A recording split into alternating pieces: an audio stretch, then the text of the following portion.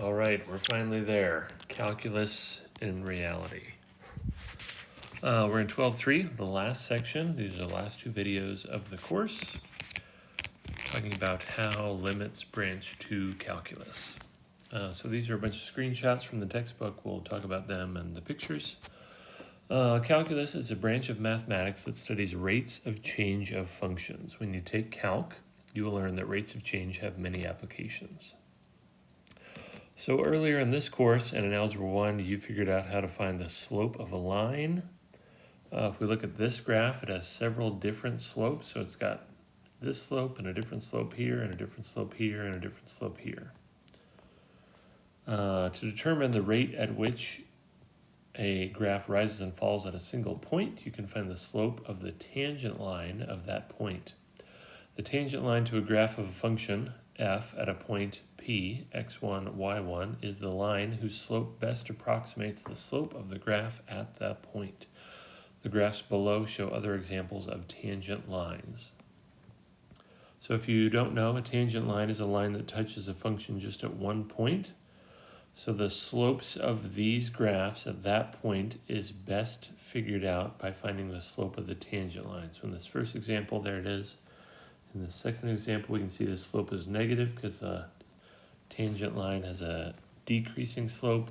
Then in this last guy, we can see the slope of the tangent is 0 because it doesn't go up or down.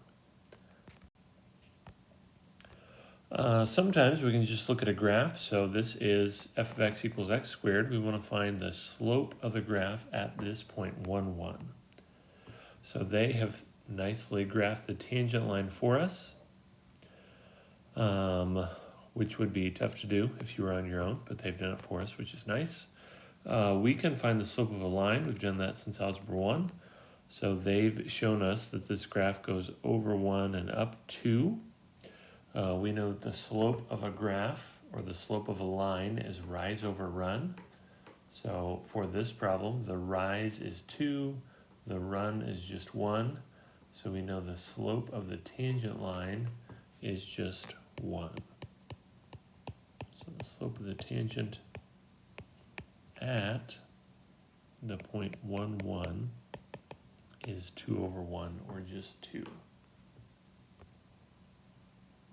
I forget what I got on each page.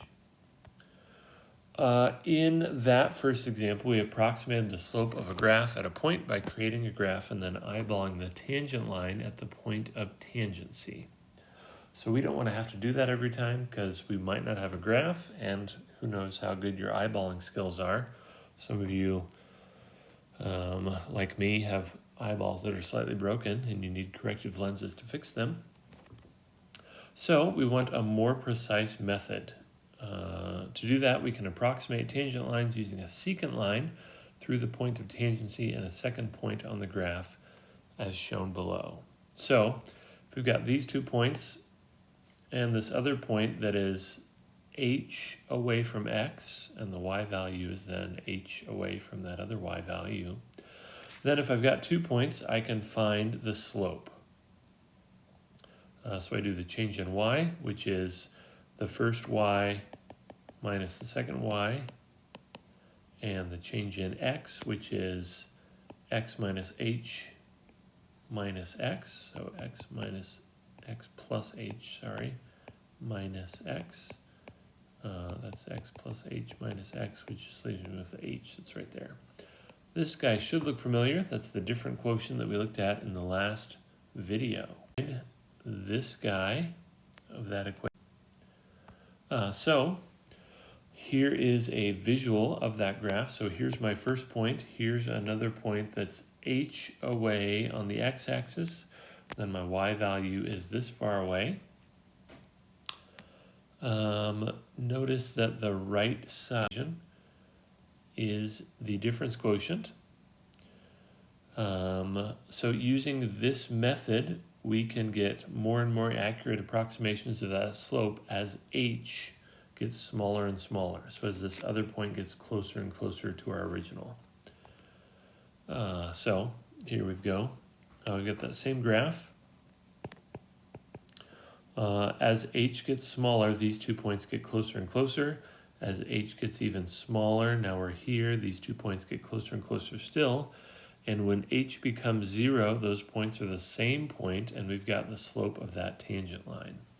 So using the limit process, limiting as h goes to 0, so those points are really the same thing, we can find the exact slope of the tangent line at that point. So again, big idea here, the slope m of a graph of f at the point x comma f of x is equal to the slope of its tangent line at x comma f of x, and is given by this statement. So m is really the limit of the secant, the slope of the secant line as h approaches 0, which is this limit of the difference quotient that we found before.